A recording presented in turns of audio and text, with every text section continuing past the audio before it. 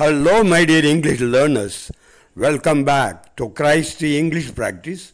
I am your English trainer, R. Madhuvanan, sharing this video lesson with you. This video is the first video of the new series of videos being published under the heading Adjectives. A-D-J-E-C-T-I-V-E-S. Adjectives. அதாவது பெயர் உரிச்சொற்கள் அல்லது பண்புச் சொற்கள் என்ற ஒரு வகை சொல்லை நாம் எப்படி கற்றுக்கொள்ள வேண்டும் எளிதாக என்ற ஒரு முயற்சியில் இந்த வீடியோ உங்களுக்கு தயாரிக்கப்பட்டு சமர்ப்பிக்கப்படுகிறது. அட்ஜெக்டிவ்ஸ் என்றால் பெயர் உரிச்சொற்கள் அல்லது பண்புச் சொற்கள். அதாவது ஒரு மனிதர், ஒரு விலங்கு, ஒரு இடம், ஒரு பொருள், காலநிலை பற்றி விவரித்து பேசும் சொல் ஆகும். இந்த அட்ஜெக்டிவ்ஸ் அதாவது பண்புச் சொற்கள் என்ற சொல் என்ன வேலை செய்கிறது, இதனுடைய ஃபங்க்ஷன் என்ன என்றால், ஒரு மனிதர், ஒரு விலங்கு, ஒரு இடம், ஒரு பொருள், ஒரு காலநிலை பற்றி விவரித்து பேசும் சொல் ஆகும்.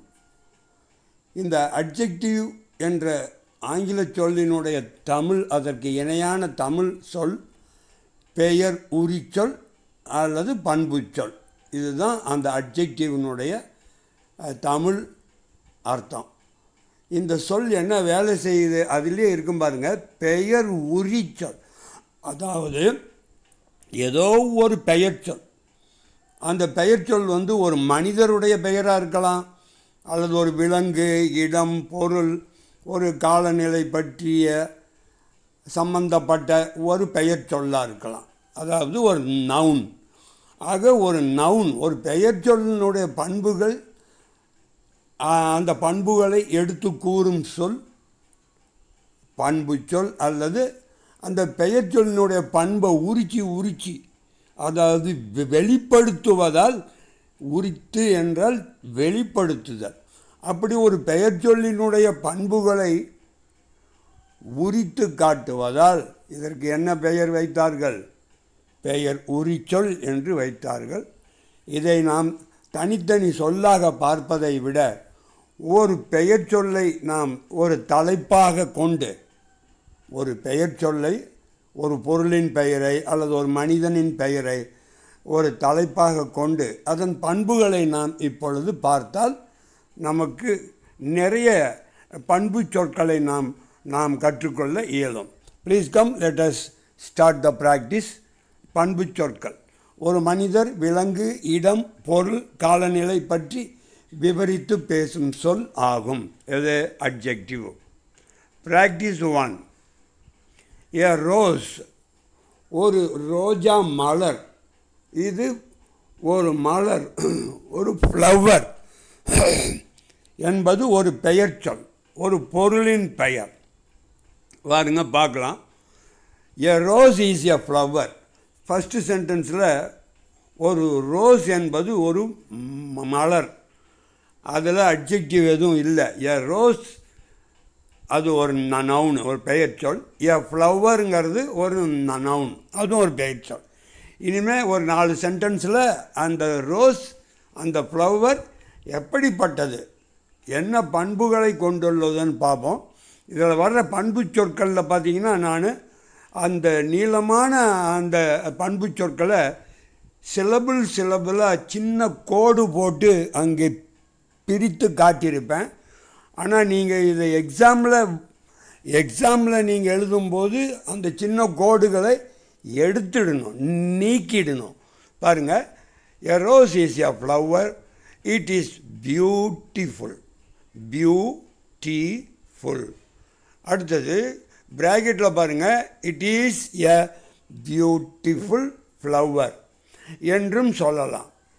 இட் இஸ் பியூட்டிஃபுல் என்றும் வாக்கியம் அமைக்கலாம். It is a beautiful flower என்றும் வாக்கியம் அமைக்கலாம். ரெண்டாவது பாயிண்ட் பாருங்கள், It is fragrant. Fragrant. It is a fragrant flower. இது ஒரு நறுமணமுள்ள மலர், இனிய மணமுள்ள மலர். It is a fragrant flower. Third sentence, it is sweet smelling. Sweet, இனிய, smelling, மணம், இனிய மணம் உள்ளது. அது வேற மாதிரி, it is a sweet smelling flower. அதாவது flower என்ற பெயர் சொல்ல sweet smelling என்ற பண்புச்சொல் அதுக்கு பின்னாடி போடலாம், போட்டு வாக்கிய நீளமாக அமைக்கலாம். அதாவது a rose is sweet smelling அல்லது it is a sweet smelling flower என்று அமைக்கலாம். Fourth sentence பாருங்க, it is attractive. ATT at RAC rack அப்புறம் TIVE. It is attractive அல்லது it is an attractive flower. அந்த அட்ராக்டிவ்க்கு பின்னால் ஃப்ளவருங்கிற பெயர் சொல்ல கொண்டு வரலாம். அப்படி கொண்டு வரும்போது அட்ராக்டிவ்க்கு முன்னாடியே ஆன் ஒரு என்ற அர்த்தம் கொடுக்கும் அந்த சொல்ல போட்டுக்கணும். It is on attractive flower. சரி, மேலே பார்த்த ஆங்கில வாக்கியங்களுக்கு இணையான தமிழ் வர்ணனை. ஒரு ரோஜா ஒரு பூ அல்லது மலர், அது ஒரு அழகான மலர். ஒரு ரோஜா ஒரு பூ அல்லது மலர், அது ஒரு அழகான மலர், அது ஒரு நறுமண மலர், அதாவது ஃப்ராக்ரண்ட் ஃப்ளவர். அது ஒரு இனிய மணமுள்ள பூ, அது ஒரு இனிய அதாவது ஸ்வீட் மணமுள்ள ஸ்மெல்லிங் பூவுக்கு ஃப்ளவர். கடைசியாக அது ஒரு கவர்ச்சியான மலர். It is an attractive flower.